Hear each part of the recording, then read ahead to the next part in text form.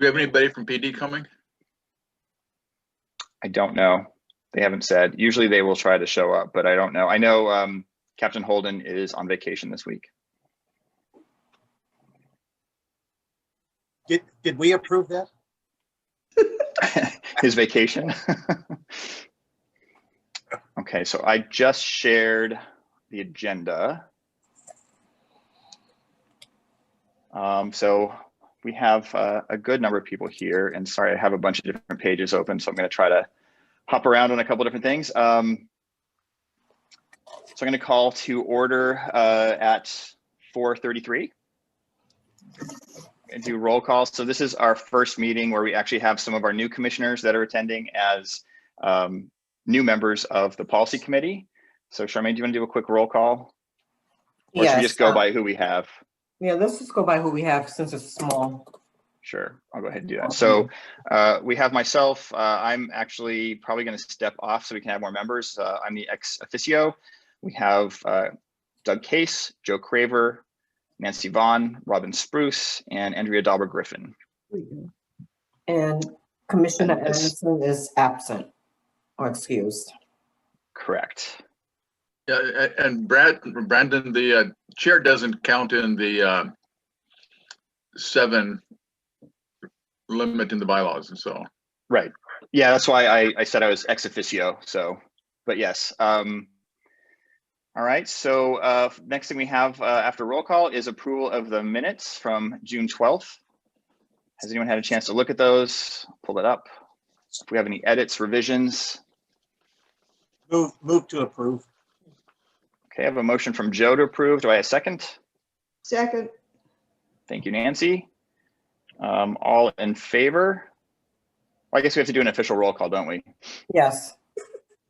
All right, Charmaine, I'll let you do that one. Commissioner Case, Yes.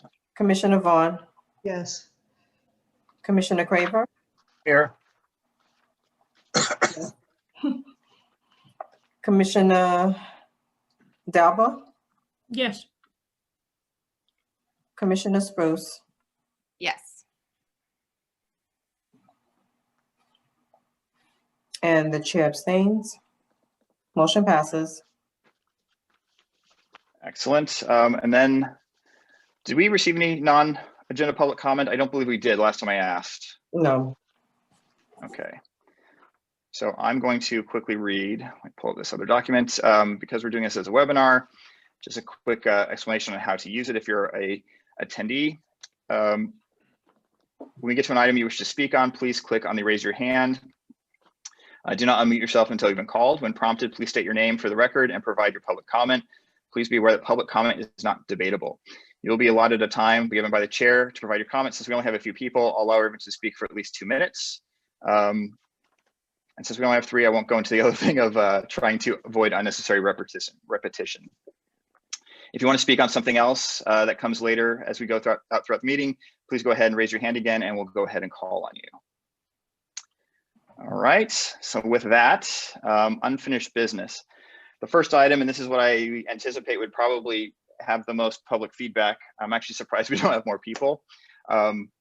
Just to let everyone know, when we first started this process back in probably June of last year, I reached out to the NAACP and also the ACLU and asked if they had any feedback, things that they would like to see in a potential protest policy. Initially, they had kind of both said, well, if you have a policy available, we can look at it and provide feedback. At the time, of course, there wasn't a protest policy, so there's really nothing for them to review. I did reach out again before this meeting to both the ACLU and to the NAACP. The ACLU basically referred to the article that the UT had, where they basically had a couple comments. So I've been trying to include that there. And if they happen to join us, that's great. But otherwise, we will just kind of go ahead and move on. Actually, I see Diana just joined. I'm going to bump her in.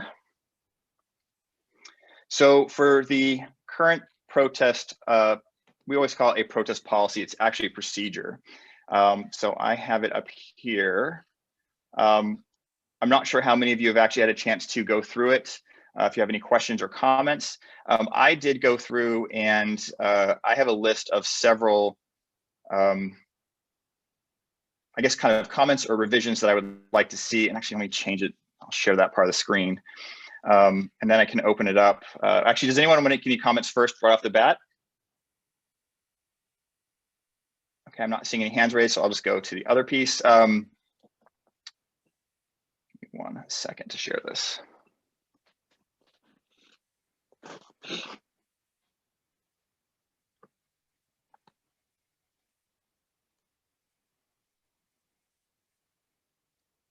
Okay, so can everyone see the Word doc here?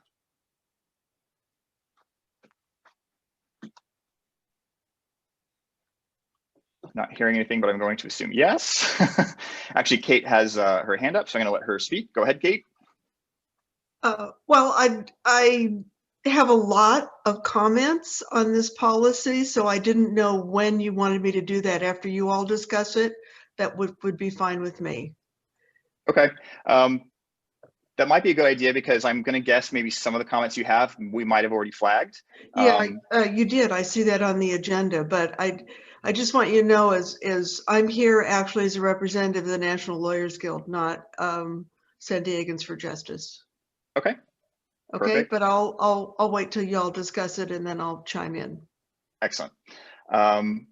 So what I wanted to just kind of do a quick overview of, starting back in May and June of last year, the policy committee began doing research about policies nationwide that we felt might have something that could offer for what San Diego could do. So we looked at San Francisco, Oakland, BART, which is the Bay Area Rapid Transit, Washington, D.C., Seattle, Fresno, and then NACOL has some guidelines. NACOL is kind of the civilian oversight kind of trade association, for lack of a better term. So we reviewed, in addition to that, we also reviewed cities that had modified their policies and procedures based on recent events. And again, most of this kind of was, the impetus of this was the George Floyd incident. So in May of 2020, we reached out, as I said earlier, we reached out to ACLU and NAACP requesting any feedback on what they'd like to see on the policy. In June, we had a meeting, which we just approved the minutes. We went over the policies that we saw, and we also worked with the police department to kind of have them begin thinking about it. And again, the ones that we really identified were Oakland, Washington, DC, Seattle, and Madison, Wisconsin. The CRB at the time, the executive committee, we did go downtown and we met with the SWAT and the mobile field force teams, and we reviewed the documents, which are confidential documents, so they're not publicly available. We went down there, reviewed those documents so we could see what the current policy is, how they currently do things, and when are, specialty munitions and things like that, when are those allowed? And again, we worked with the SCPD to explain why we felt there was a need for a standalone policy that specifically addressed protest-related activities. The other thing that we had kind of tossed around is the use of body-worn cameras during protest activities. We kind of, and I actually have this as a question for us to talk about a little bit later. There's pros and cons to that. I mean, obviously a con is the public is probably concerned having officers recording things if you're out there at a peaceful assembly. The flip side is, one of the benefits is if the officers declared an unlawful assembly, it's helpful if the BWCs are on because it would show that there was truly a legitimate reason for the officers to declare that as an unlawful assembly. The other thing is we looked at a bunch of the major policy changes throughout the country. The most common policy revisions we saw was banning or modifying the use of chemical agents, which is like pepper sprays, flashbang devices, and rubber bullets. So for the list of potential recommendations that we have, this is the first pass that I went through. So if anyone wants to suggest additional things, please let us know and I will go ahead and add this to this list. One of the things that the policy itself doesn't state, but it is an already existing policy of the department, is de-escalation. So that's policy 1.55, it's fairly new. And also the duty to intervene, 1.56. I just would like to see this policy reiterate that those policies remain in full force and effect during a protest. And so I think it would just be helpful for the protest policy to elaborate that just because there's an unlawful assembly, those policies don't disappear. I would also like to see some more information about specifically juvenile related issues during a protest. In some of our other existing policies, there are some limitations on minors being handcuffed or if they're being taken into custody, certain requirements that come into play. The protest policy doesn't address that. So I would like to see that potentially be added. I put these notes on here, so if we want to look at the policy, and I can kind of hop between the two pages. I know what the department did here is they were just stating what the California legal definition of an unlawful assembly is.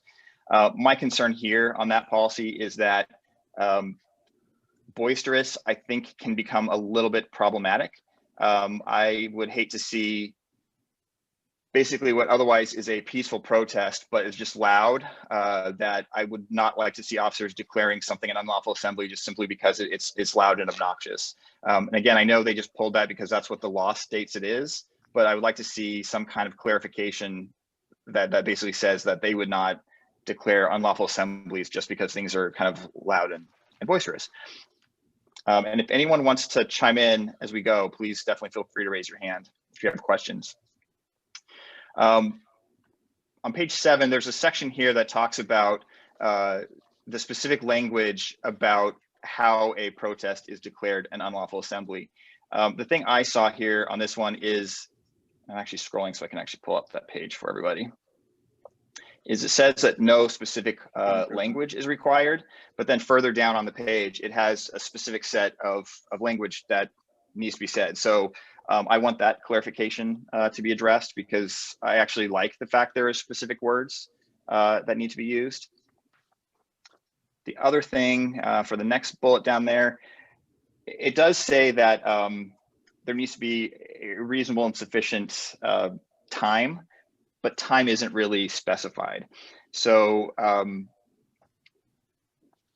I would like to see the offer or the dispersal order. I think it needs to be given a minimum of 3 times. And I would also like to see that there is at least 1 minute, if not more, between each order.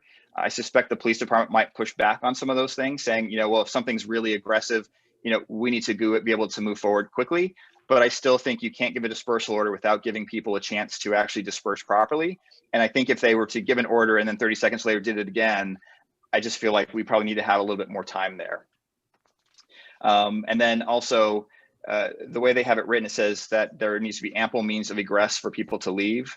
One of the things I want to kind of open up to everyone here is what about people who might have some mobility issues? Say someone, is in a wheelchair or is on crutches or something like that, and maybe they're trying to leave the scene, but because they're slower, they're not able to leave by the time that the department decides they need to go in and try to start clearing things. Nancy, I see your hands up. Go ahead. There, can you hear me now? We can. I love what you're doing here. If the PD pushes back on like the 1 minute between each order, they could always put in something to the effect. If less than a minute, there has to be a justification in their report or something like that to cover them if they got into a situation where they felt like they just absolutely had to do it in a hurry. And I would vote for 2 minutes, if that's possible. Okay.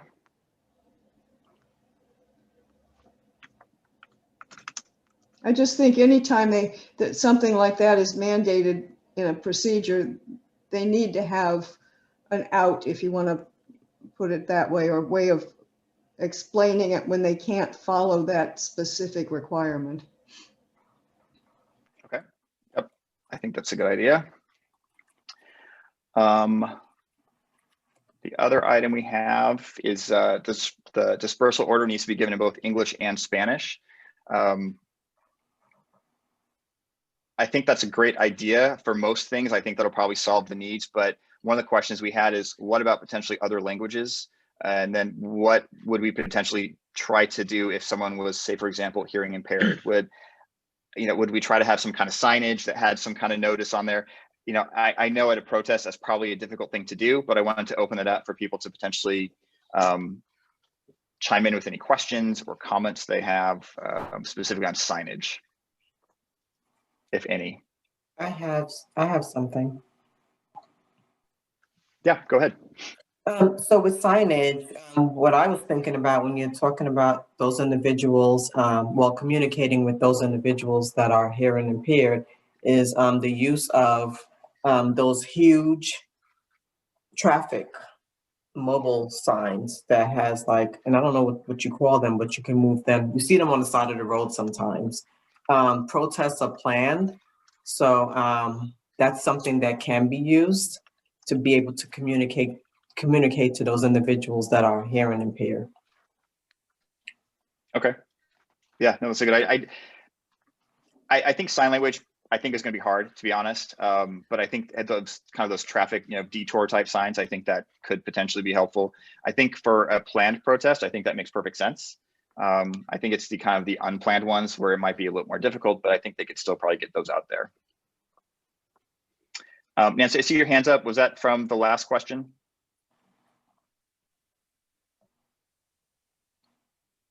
She's muted. So, nope, now it's down. So the next thing we had was the dispersal order. Again, I just wanted to have a time requirement for individuals to be able to comply. I personally feel like it needs to be absolutely no less than 3 minutes. Again, I mean, not that this would happen, but I would hate for them to give a dispersal order and then, a minute later they start going in and trying to move people out. I think they need to give ample time for, potentially a large crowd to be able to depart, as the department has requested.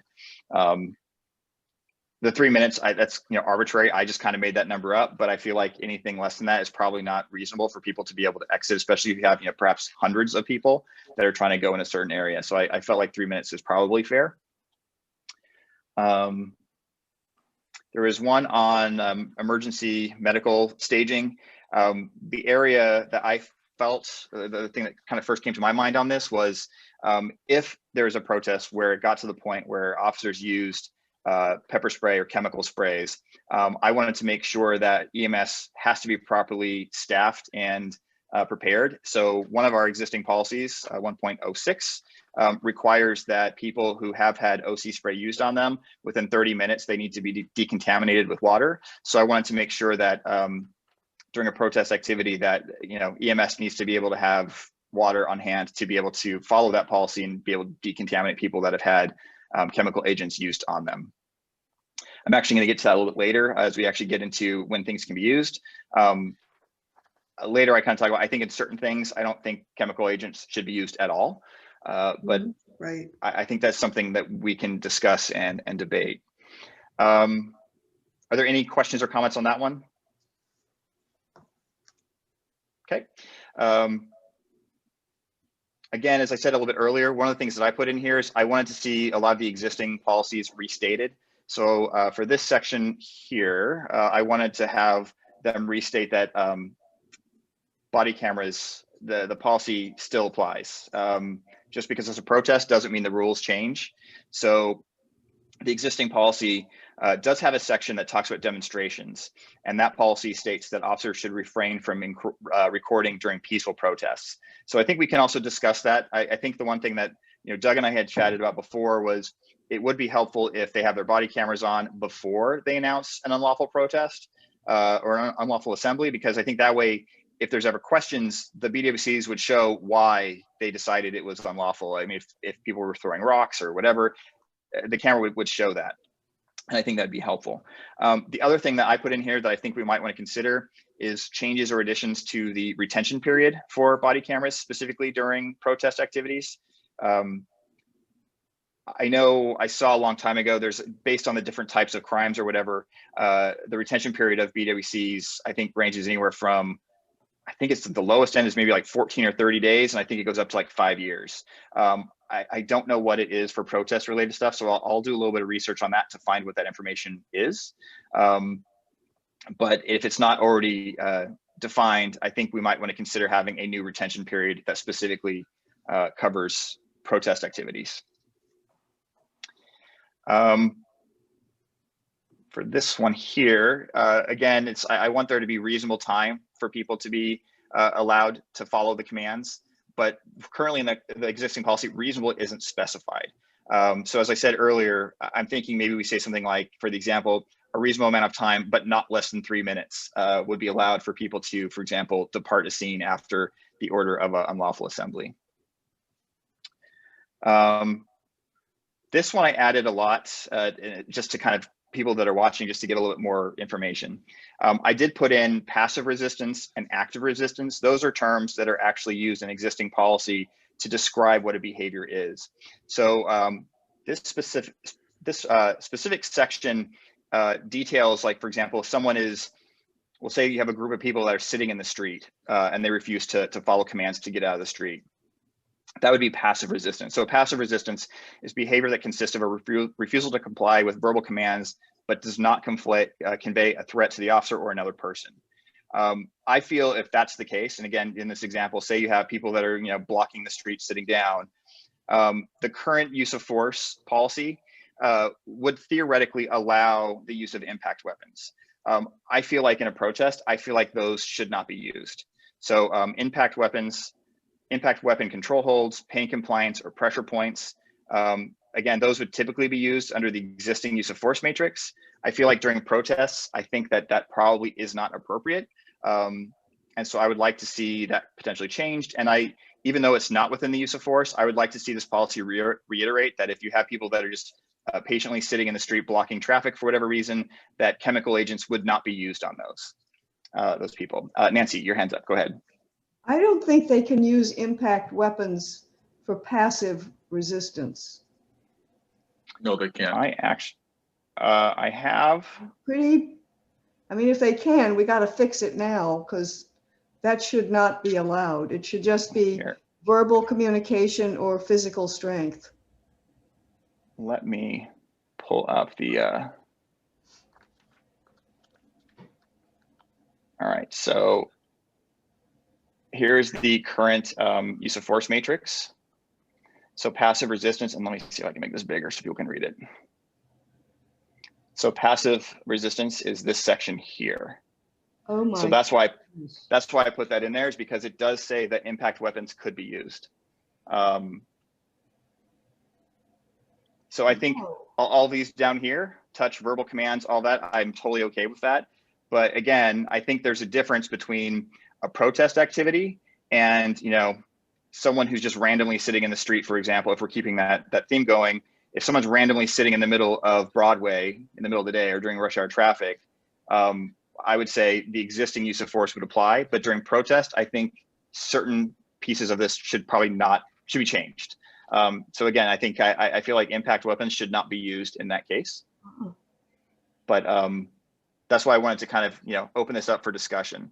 The other thing I added, and again, the policy doesn't address this, is if people are exhibiting active resistance. And again, the term there is behavior that consists of a refusal to comply with verbal commands and conveys a threat to the officer or another person, or consists of physical opposition of attempts to control by the officer.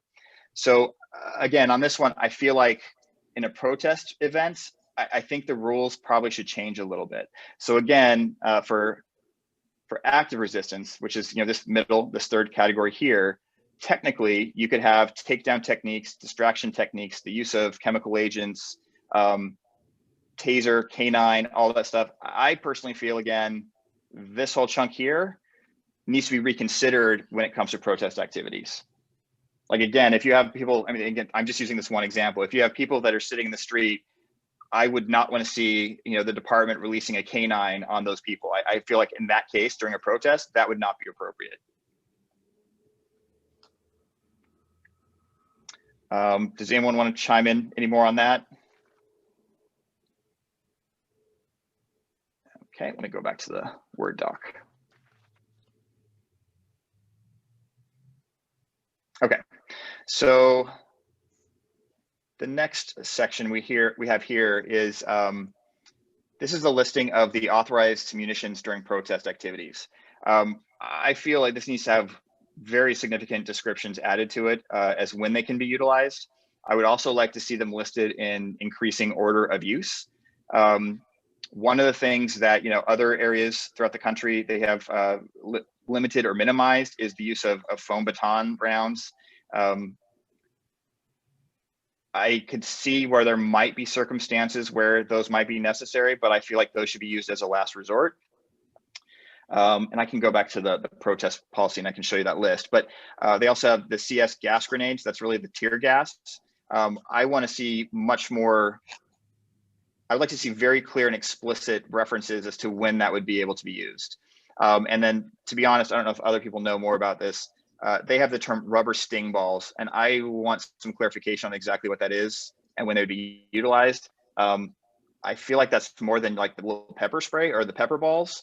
But before I think I can really chime in on that properly, I probably need to know more about what that is. But let me go to that section of the protest policy real quick, and I'll pull that up so you can all see it. Okay.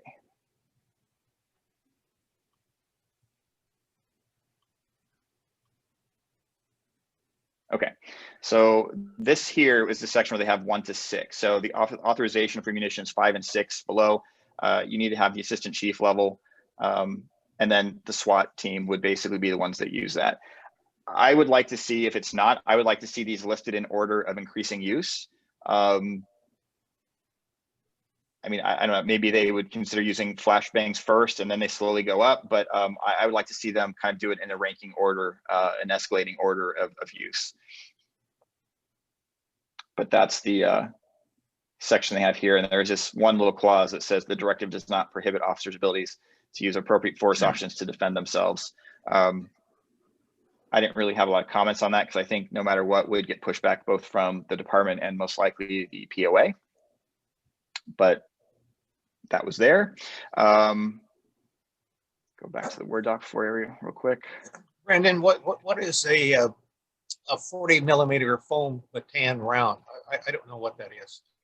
Yeah, so that's I think that's essentially the same, similar to like what happened or what was used in La Mesa when that woman got hit in the head. It's the similar thing. They're about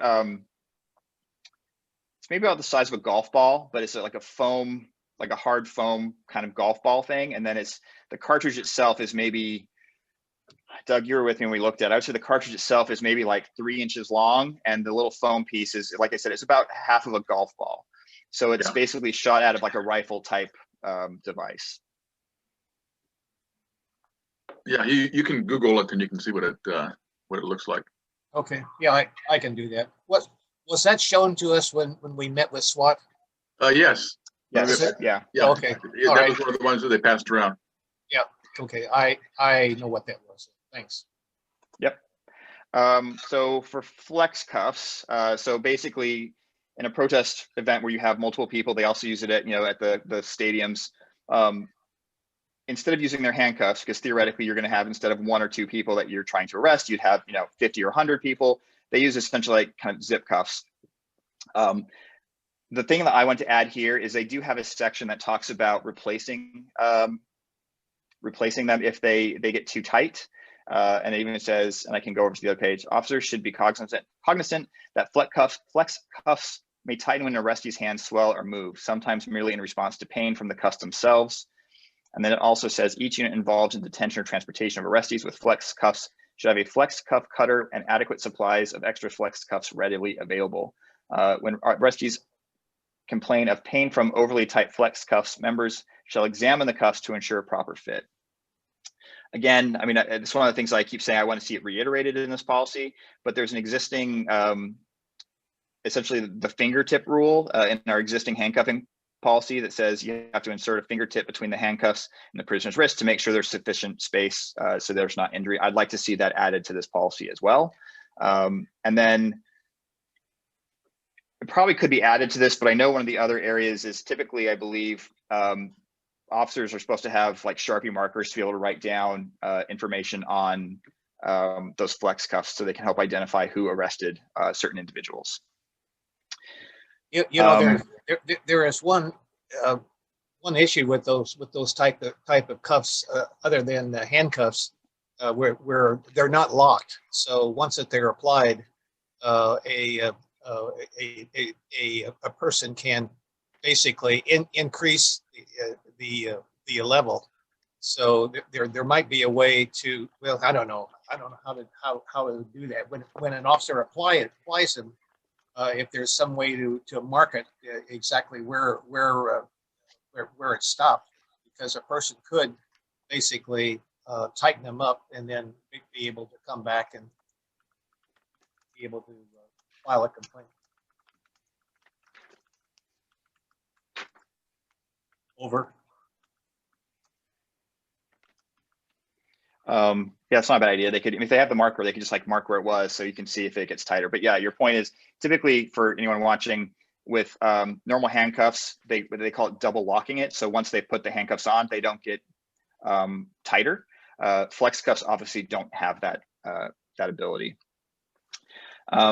The other area I had concerns with, and I'm sure most board members, commissioners rather, would probably have similar issues, is regarding the BWC usage. Existing BWC policy, we've gone through numerous revisions with the department to make sure that there's less wiggle room. The protest policy has should, it's gone back to should.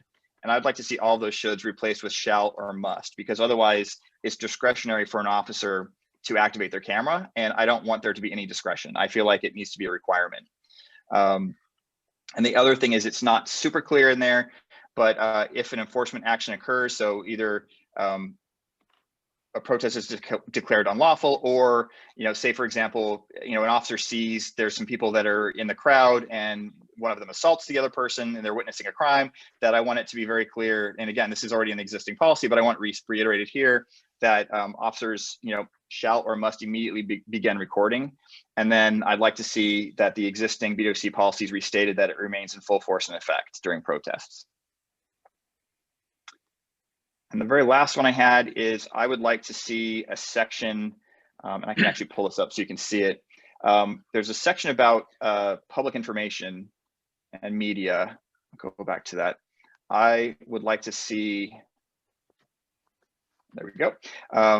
I'd like to see a section that's very clear that says officers will not request or require media or members of the public to stop or discontinue recording. That's not currently listed in here. And I think it's already an existing policy, but again, I'd like to see it reiterated, and especially as it comes to protest activities, I would like to see that very clear. Doug, go ahead, you have your hand up. Okay, yeah, I was waiting till you went through yours because I had seen your list and I agree with virtually everything on the list.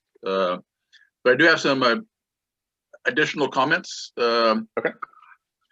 You mentioned including de-escalation. I think it would be helpful to be more specific and give some examples of how different situations could be de-escalated rather than simply saying you're required to adhere to the de-escalation policy.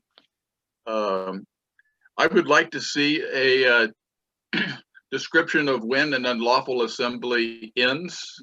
It's real clear when they declare it. And it does say that if people move to a different location, you can't assume that that is not an unlawful assembly unless there once again is violent activity. Yeah, but if they change to a different location, you have to wait and declare a new unlawful assembly. But it's not clear when an unlawful assembly ends. And so if the threat of violence has completely dissipated and somebody is still in the area, can they be arrested? Okay. With regard to the definition of unlawful assembly, yeah, when I first read it and I saw the term boisterous there, it really startled me until I realized that they were actually quoting from the penal code. I noticed in the comment that the attorney from the ACLU made in the Union Tribune is the case law narrows that considerably and requires that in order for an unlawful assembly to be declared, there has to be a clear and present danger of violence. And if that's what the case law requires, I would like to see the legal expectation there, not just the penal code, but what the courts have ruled makes an unlawful assembly. And like you, I would like to see real specific definitions of when less than lethal munitions. Sorry, Doug, did you say it was a clear and present danger of violence? Is that? Yeah, danger of violence. Okay. Okay, sorry to interrupt. And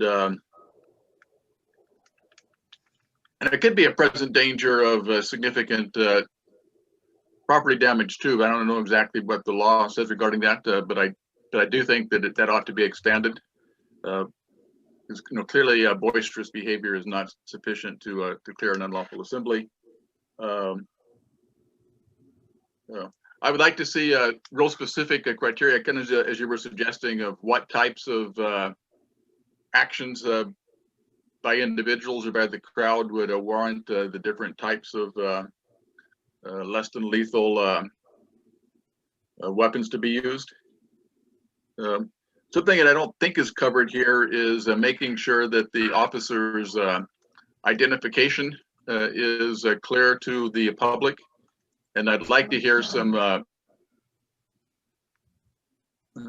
public input on whether or not that needs to be the name or whether a ID number, a 4-digit number or 5-digit number is sufficient. I've heard the argument that the ID numbers are hard to remember, but a name is easier to remember. And then with regard to the media, it should not be that they should not be prohibited or told to stop recording, but they should not be told to leave the area. It's important that the media be allowed to stay in the area so they can observe, report on what is happening. And so not only should they not be told to turn off the recording, but they should not be required to disperse. Okay. And those are my comments, and I'm anxious to hear what Kate has to say. Oh, I thought your hand was up. I was like looking at their screen. Kate, do you want to go ahead? Do you have questions, comments? I sure do. I was just going to wait until everybody on the committee. Just as a little background for people who don't know, the National Lawyers Guild has a legal observer program that has been operating nationally for, I don't know, 20 or 30 years. And what legal observers do is we observe and document what's going on at protests and demonstrations, and we keep those recordings.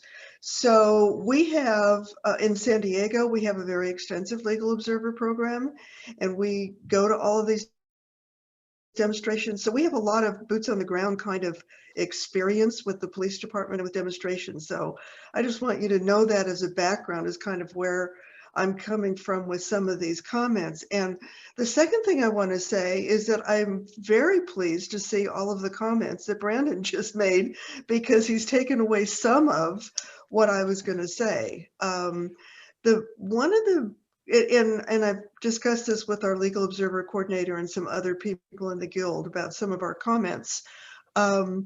We were very concerned that there didn't seem to be any community input in this policy. I mean, now I see from what you're telling me that the idea kind of started with you folks, and that you've done a lot of research, and then the police came up with this policy. But it seems to me that the police department has really needs to get this out to the public for public comment. I mean, that's kind of what the community is saying, is with establishing the new commission and all that sort of thing. A lot of people didn't even know this was happening until there was that article in the UT. And I sort of knew that there was something because I saw it on the CAB agenda. And so I tried to contact Chief Nislight on a number of occasions, and he never responded to me. You know, he didn't like me very much. So, you know, seeing this policy and then reading it and then seeing Brandon's comments, I really want to commend the commission and Brandon on what I see as very insightful comments. The only couple that I want to really speak to is besides and I don't know, I guess my other question is, so if you send all these comments to the police department, do you really expect them to make changes? I mean, you can answer this later when I'm done, but I kind of want to know, is it looked like and it sounded like in the UT that this was like a done deal. So I'm interested to know how, if there really is room to make all of these changes that are really essential to protect everybody's First Amendment rights and our right to demonstrate and protest. Doug raised the issue of the ID tags, and that's been a big issue for the Guild, because it's a real problem, because the police are hiding behind these numbers. And what my legal observers tell me is a lot of time you can't even see the numbers. So basically, they're being allowed to go without identifying themselves. And one of the things that we always do as legal observers is we go around and we write down everybody who's there. And, you know, we're just writing down a number doesn't really tell us very much. So I know that's that's a different policy and it's just been added into this one, but it's really a major problem for accountability as far as we're concerned. We were also very concerned about chemical agents, and we certainly think that they should be prohibited to be used in demonstrations. You know, the gas grenades and the, you know, all of the weapons that they have listed there are really, really inappropriate. The other thing that I wanted to comment on is this whole thing about the media and the media access. And that does need to be extended to members of the public who are observing and recording. I don't know that it needs to specifically say legal observers, but our legal observers have been attacked by the police, have had their recording devices taken away from them by the police. You know, I personally have been physically attacked by the police. And many of others have suffered injuries because they don't want us recording. And they've taken away our devices, like I said. I've been told that it's illegal for us to record. Well, of course, that's not true. So I think this policy needs to be clear that it's not just the media who can stay in the area and you know, get their information, but that other observers who were not participants, you don't have to specifically say National Lawyers Guild legal observers, but other people who are doing observers who are recording the event should be allowed to stay and not be arrested because they're not dispersing with other people and not have their recording devices taken away from them.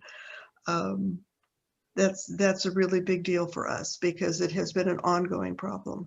So, I mean, I had some other comments, but Brandon's kind of dealt with them, and so has Doug, about the whole really focusing on the need for de-escalation instead of immediately moving into some of these other things that were talked about. So that's kind of our input from the Guild at this point, and we would like to, maybe the commission can consider even having a community forum or a community open meeting, and I'm sure the Guild would be willing to, you know, co-sponsor it to talk about this if we really can have input that will be listened to. Thank you. Yeah, you're welcome. Thanks for bringing that up. I probably should have brought that up in the very beginning. The way I think and I assume many of our commissioners probably look at this is, for example, like the body-worn camera policy. The CRB back in the day made multiple suggestions on how the policy should be changed. And the department was actually fairly responsive and made multiple changes based upon, you know, our feedback. In our informal conversations with the department, you know, I anticipate this will be the same. I would anticipate that they will, you know, fully look at and listen to and, you know, give due weight to all of our recommendations. Now, that being said, that doesn't mean they're going to take every single one of our recommendations and implement that. But, you know, it'll be a public process once we actually, you know, after this, the idea is it would then go to our next open session meeting, which would be, you know, for next month. And then, you know, of course, we'd still have public comment on that as well. All the other commissioners can chime in on what they would like to see. And then the idea is we would draft a memo that we would send to the chief of police. That memo would also be posted on our website. And then typically, you know, we do get a response back from the department. We'll say, you know, items 1 to 7, we're going to implement. You know, item number 8, you know, we've decided it's not appropriate, and they'll tell us why. Their response would also be public. We'd put that up on our website as well. So yes, I think it's absolutely imperative that we provide feedback. And again, like I said, it doesn't guarantee that they will do it, but in the past, like with BWC policy and all that, they have been pretty responsive. So I definitely think it's worthwhile, and it's worth getting, you know, public comment and feedback from people. Doug, you have your hand up, and then after that, I believe it was Nancy. Yes, I wanted to expand on that. The cabinet today met with the mayor, primarily regarding commission budget issues. But he brought up the issue of this meeting and expressed a personal interest in the protest policy and asked that we not only send the chief of police, but that we send him our recommendations. And so to answer Kate's question, yes, I do think that the chief of police will give attention to the recommendations from the commission. I think the mayor will ensure that. I would second virtually everything that Kate said. I'm not sure that I would prohibit OC usage in all situations, but I would have some real clear regulations on when it could be used. And with regard to legal observers, I agree, and I would only add that I think that the legal observers and probably the media too need to be visibly identified. I've been at protest in the past where I've seen legal observers wearing vests that say legal observer. I'm not sure if they are from the Lawyers Guild or another group, but there could be some type of a procedure for identifying the media and legal observers, so that somebody couldn't just say, I'm not going to leave because I'm a legal observer. They would have to have some identification as such. I would totally agree with that, Kate. You brought up some very very important things that I wasn't aware of, because I think the media should very definitely be there. But to Doug's point, I think that the media should should have some type of identification, and the police would be able to identify them, because they have every right to be there. The second thing that you mentioned that I think that we have to be careful of is and I am fully supportive of the types of I would say weapons that the police have with pepper spray and the like, which Brandon listed, is that be very specific when those are used, because I think that we have to realize that the other side, if there is a unlawful, if it's determined to be unlawful, and if it becomes very assaultive, there are people that on the other side that are using rocks and also chemical weapons. And as we probably observed, if you saw the January 6th attack on the Capitol. So I don't think that we can. I wouldn't be. I think we're going to be very, very careful on taking away all of the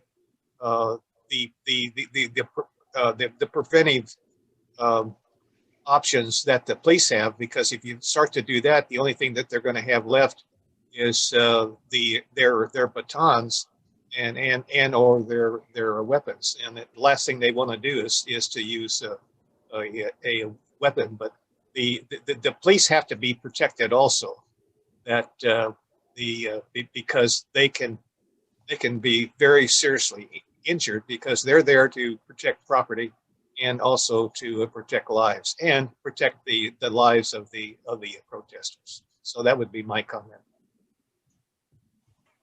Thanks, Joe. Nancy, you're up. I think you guys covered everything. I was mostly interested to make sure that Kate heard about the give and take and iterations we went through to get body-worn camera right, thanks to Doug beating on them the way he did. Kate, Doug is a force to be reckoned with. It just takes time. Thank you. Excellent. Is there anyone else that wants to chime in? If not, what I would propose is I can formalize this a little bit more, include some of the other pieces, and then as a policy committee, I'd like to have the policy committee vote to essentially approve this. But what I'll do is I will formalize this and probably send it back to everybody, and then we could probably have another meeting. Doug, yep, you have hands up. Doug, you're on mute. Yeah, I'm sorry, I muted myself. I was disappointed that there was nobody from the department here today. Normally we have representatives from the department, and part of the effectiveness of this committee has been the give and take between the department representatives and the committee members, as well as explaining things to us civilians. So I would encourage that our next meeting that we request that they attend, so we can have a two-sided dialogue regarding these issues. So Brendan, are you looking for a motion to go ahead and approve this now so we can move forward? Yes, but Robin has her hand up and I want to get to her first. So Okay, sure. Robin, go ahead. Yep. Just really quickly, and I don't know if it's too specific, going back to where you were outlining some guidance for time to respond or time to disperse, I don't know if it would be helpful or realistic to put in some language there about, are we talking about they need to be out in 3 minutes if you're telling people to disperse, or are we talking that they need to begin to respond?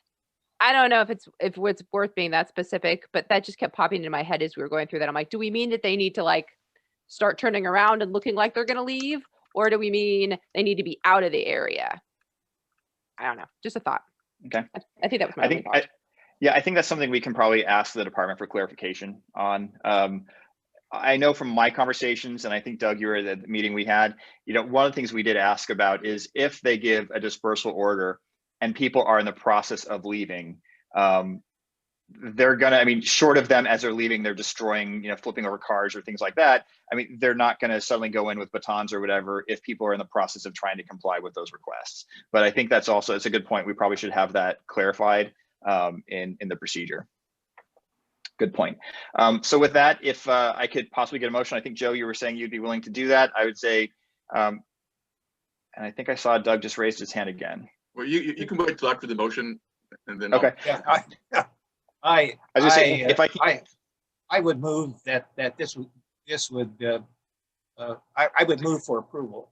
And also I want to say, which I think is very important, what Doug says. I think that and also Kate, I think we have a good chance of getting this to be very seriously considered by the police department, because it is going to the mayor, and also the community is very, very interested in this policy. Unlike that when we tried to go ahead, as you all recall, on the karate hold before the Floyd incident, that it was difficult to get a positive response from the police department. But I think that we would probably have a pretty good chance. Also, I'm disappointed that the police were not at this meeting, because I think that their input would, or at least to be able to hear what our proposal is. So they're not, I wouldn't say blindsided, but they'll go ahead and get it. But also, I would make a comment that Brandon, I think that you've done a very, very good job of doing the research and bringing this to us, and very, very well done. So thank you. Thank you.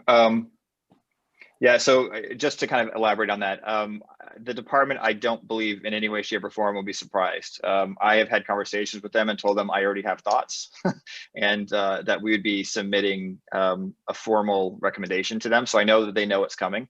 I haven't necessarily told them exactly like all of these items. I kind of told them a couple highlighted at once, but yeah, so again, just to kind of let everyone know, so the idea here is the policy committee will essentially approve these in concepts. I will kind of flush this out, and then we'll, I'll probably try to see if we can work with the outreach committee as well, and maybe do some kind of community outreach to try to get some of their feedback as well.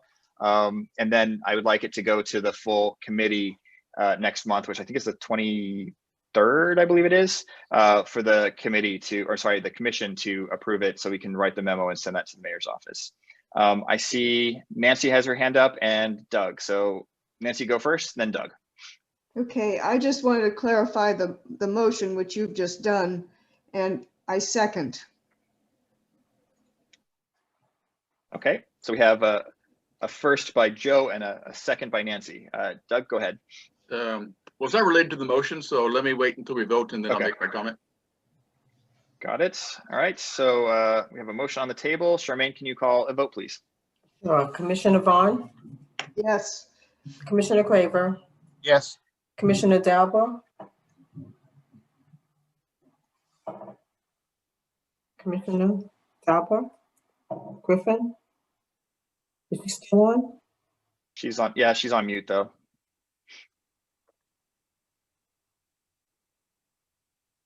We can come back to her maybe. Back to her. Commissioner Spruce, Yes.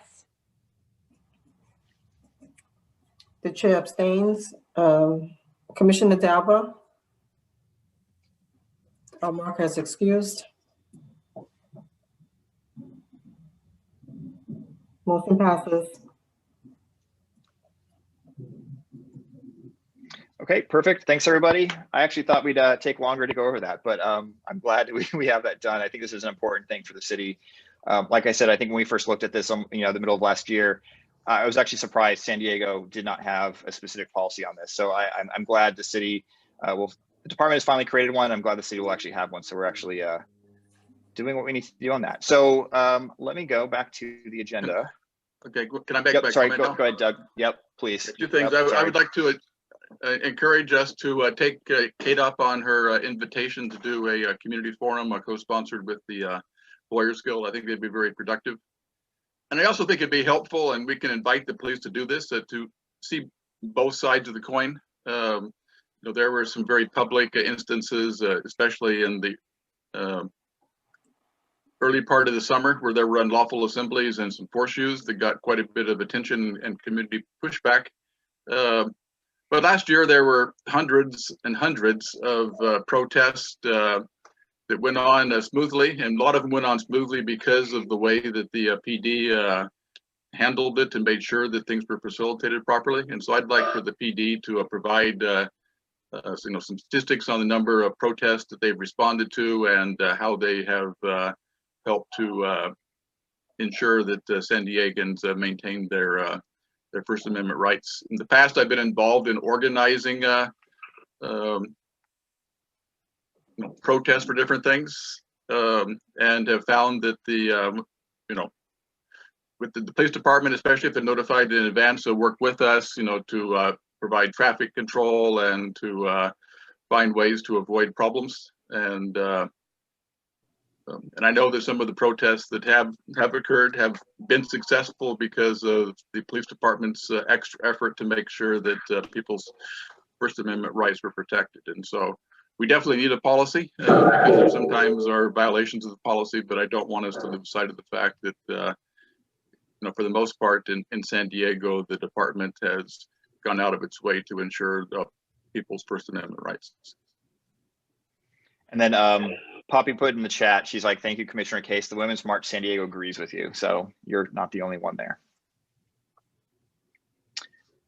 All right, going on to, well, not new business yet, but we have this still on our agenda because we do want to get to third-party mediation. This is something that it's tabled until we actually, as a commission, we have a budget that we can fully fund that.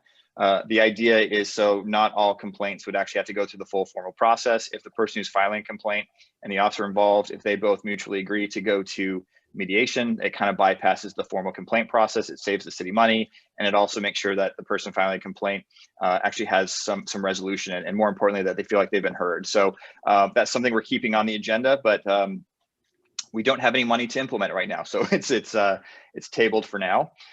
New business items. These items, I don't know if we want to vote on each of them individually, but a lot of our policy recommendations come up from our complaint case reviews. So these are some of the items that various commissioners have submitted as policy referrals. The first one is the BWC usage within secure facilities. So, and I can pull up the policy itself as well. Currently, officers need to have their cameras on in many cases. This part that I've highlighted in pink, officers are allowed to stop recording in the event mode, which means what's actually recording and has the sound and video. If an arrestee is cooperative and safely secured inside of a law enforcement facility, if an arrestee becomes uncooperative, or if there's some evidentiary purpose, officers should, and again, I would like to see that not say should, it should say shall or must, resume recording in event detail or event mode. So One of the reasons why this has come up in the past is, say, for example, someone has been arrested and they're in what's called Sallyport, which is the processing area of either the jail facility or STPD's headquarters.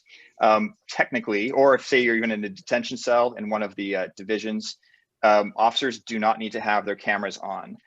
We feel like that should change. If you're actually going to be interfacing with a detainee, that it probably should be recorded, because even though there are security footage cameras within the Sallyports, those don't have sound, and also it doesn't necessarily capture what happened. So if an officer, say for example, is standing between where the camera is and the detainee is, you don't see what happened. So I would like to see policy change to basically say anytime you're interacting with a detainee, your BWC should be on. So again, this is the little piece here that talks about that it doesn't need to be on in secure facilities. I would propose we make a change to recommend changing that. Do you guys think we should go through and vote on each one individually so we can try to hammer these out, or should we do them all at once and then go for comment? Let's use them as a consent agenda. In case somebody wants to go ahead and pick up one, then we can do that separately. Otherwise, we can vote on all of them at one time. That would be my suggestion, Brandon. I'm good with it. I have a feeling a lot of these aren't going to be controversial items, so it's probably a good idea. And then again, if people have questions, feel free to raise your hand as we go through. The other one I have here is warnings prior to the usage of chemical agents. I actually reviewed this case and I wanted to ask for additional finding because I felt an officer should have provided a warning, a verbal warning prior to using pepper spray on a detainee. It's not in the current policy, so I actually have that here as well. So what I feel we should do is add a new section here under guidelines for use. Because we hear they have a whole bunch of different rules of OC should not be used on a person who's in a restrained safety chair, et cetera. There is one under the current, whoops, I scrolled. I thought I had it up here. So before using, well, there it is. I was thinking we could actually kind of copy what they have for firearms because it does say, everyone can see that. Let me scroll over. I think we should copy almost this exact same thing here to say a verbal warning to submit to authority of an officer shall be given prior to the use of, OC spray if feasible, and if doing so would not increase the danger to the officers or other persons. Again, the idea here is if, say, for example, someone's being combative, I would like to see the officer say like, hey, stop resisting, whatever, or you might get, pepper sprayed. I feel like that warning, it would match with what they already do with firearms. It seems like it's an appropriate and easy thing to do. It still would allow for, officer safety related issues. And I think it's a pretty simple one. So we have that one. The other one we have, again, this came up from a case we had, time limits for being under or in rather the maximum restraint device. It's called the WRAP is how it's kind of known. Essentially, I'm trying to think of the best way to kind of put it. I was actually, for any board members who are actually there, I know Doug, Nancy, and everyone saw, it was my birthday. And so I got a surprise where I got to be put in the WRAP device. It's not particularly comfortable, but it's not painful. But basically it's kind of almost like a straitjacket, but you end up sitting almost at a 90-degree angle. So your legs are straight. There's some metal bars in there. So it kind of prevents your legs from bending. And then you have your hands behind your back, and it allows for someone who's being combative or kicking at officers to be put in a device where they're not going to hurt themselves and they're also not going to hurt somebody else. Now, the issue we have here is the current policy doesn't have any kind of a time limit. I think we probably can debate what that time limit should be, but I think, I can't remember what the case was, but there was an individual who was in the WRAP device, I think it was like over an hour, I believe. And I think we felt that was a little bit excessive. No, it was more, it was like 5 hours. Yes, it was our case. Yes, and It wasn't violent. Yeah, so and I think that 5 hours is inhumane, and it, if I were going to put a limit there, I would put it as 2 hours, but there definitely should be a limit. Okay, so when I draft this up, I will use 2 hours for the full commission to discuss. Yeah, I would say 2 hours or less. Because a person can't even go to the bathroom. So. Got it. Okay. The other one we have is seatbelt utilization. Again, we already have an existing policy for this. Let me pull it up. So the issue I had, again, this was a case where I reviewed it. The concern I have is, I'm trying to see where I have it.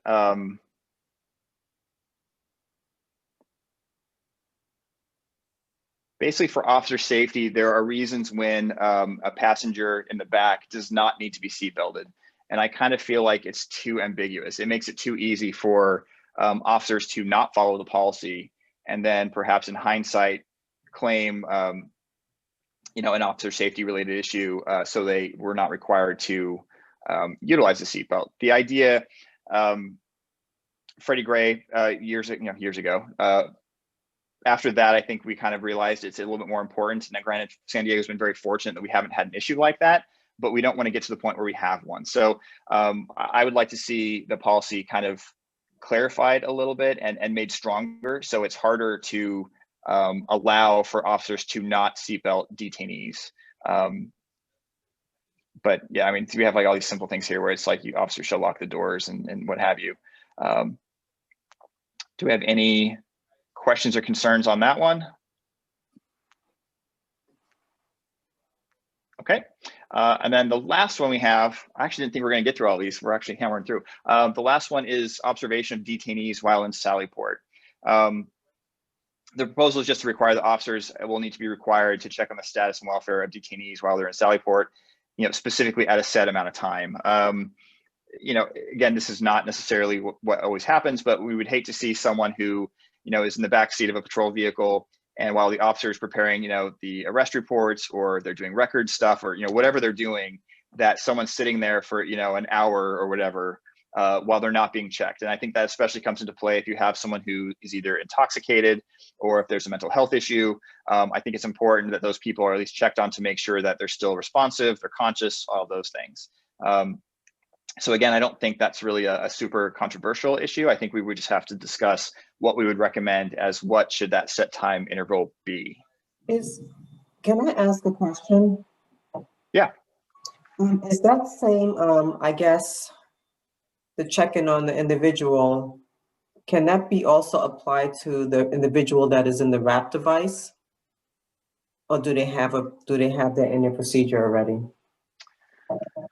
And also, what if the person, it reaches a 2-hour limit? What if the person is not ready to come out of the wrap? Then what happens? Yeah, let me see. I think what's okay,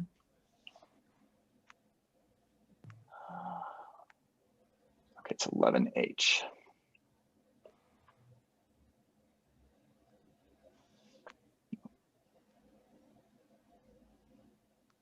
So this is the seatbelt piece. And again, like, so for the seatbelt one, and I'll go back to the other one, it basically just says that if an officer doesn't use the seatbelt, they just have to clearly specify why. I think the problem there is it makes it too easy to not use the seatbelts and then, you know, not follow policy. And then the other one was, oh, time limit. So that's 14.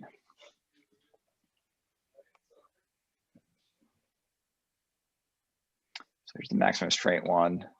I don't believe there's any check-in piece at all in here.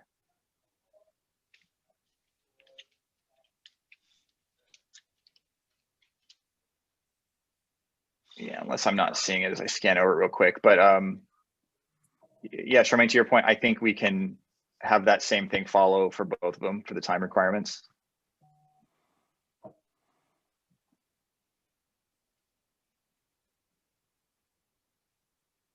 Doug, I see your hand up. Do you want to chime in? Yeah, I was going to suggest we make the time requirement at least 3 times per hour. Okay.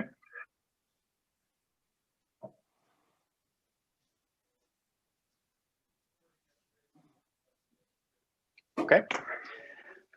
Go back. Nancy, you have your hand up.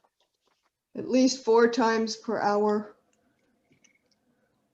We've seen people who get into trouble when they're left alone for like 10 minutes in Sallyport. Okay. I can go with 4. Yeah, I would go with 4. That'd be every 15 minutes. Yeah. I'm really happy it. if they have a body worn camera that they leave focused on the person in the back seat, but that's not everybody does that. Yep. Yeah, I think when we've reviewed cases, I think there's some officers who do it, and I find it very helpful. But again, that's not required per policy. Okay, well, that was easier than I thought. So I guess just to recap, we'll vote on all 5 of these together. So the recommendation is that we will eliminate the exception of being able to turn off your B2C once you're in secure facilities. So that's in Sallyports or detention rooms, et cetera. We're going to add the request to have a warning prior to an officer being able to use chemical agents. I have one to add. Yep. When Yep, you're go ahead. talking about body worn camera in secure facilities, we need to make sure that the people who work there in the watch commander's office are wearing and using their body worn cameras when they go out to the front to talk to prisoners. They have to Yes. have them on and have to have them working. Okay, it's a good suggestion. Yeah, that's a good one, Nancy. Okay. So covered the warning. So basically require officers to give a verbal warning before they use chemical agents. We're going to have a time limit maximum recommendation for the wrap device. So right now we're going to say no more than 2 hours. The seatbelt utilization, we're going to try to beef up the requirement for, or I guess the explanation for an officer safety exemption for being able to use the seatbelts properly, and then detainees of, the observation of detainees in Sallyport, we're going to have that at every 15 minutes. Any final questions? Okay, I don't want to. 15 minutes or less. I don't want to stifle any discussion, but I would move for approval. Okay, that's actually what I was going to go for next. So thanks, Joe. Can I get a second? Second. He beat me. Good dog. Okay, Charmaine, can you call for a vote, please? Sure. Commissioner Case, Yes. Commissioner Vaughn, Yes. Commissioner Craver, Yes. Commissioner Dalbert is excused. She had to leave early. Commissioner Spruce, Yes. and the chair abstains. Motion passes. Thank you, everyone. Excellent. So those 2 will be brought up to the full commission at our next open meeting, which again, I believe is the 23rd. Yes. So then at that point, we will draft a formal memo to the police department and ask them to implement these changes. So with that, I actually didn't think we were going to be able to go through everything all in this one meeting, but we're very efficient. So with that, I will go ahead and adjourn the meeting. Thanks very much for attending, and for our new members, Robin and Andrea left. Yes. Thanks for joining. And You we'll see you all later. Brandon, one reason why we were able to get through this is that you did a lot of good work in Yep, putting all this together. So it was a good Excellent point of departure. Yeah, good job. Good job. Thank you. You're all too kind. Good job, Brandon. We have a great leader. Well, Take care, everybody. wait, I agree. I was going to say, is the media still on? No, he's gone. I was going to say, all right, guys. He just left right before that. Yeah. All right. Well, thanks everyone. Excellent. Appreciate all your work on this, and I will try to see if I can get a community forum set up with Kate and all that. I will see most of y'all tomorrow Okay. at our meeting, ad hoc committee Sounds meeting. good. Thank All right. you. All right, Bye-bye. guys. Good night. Bye-bye.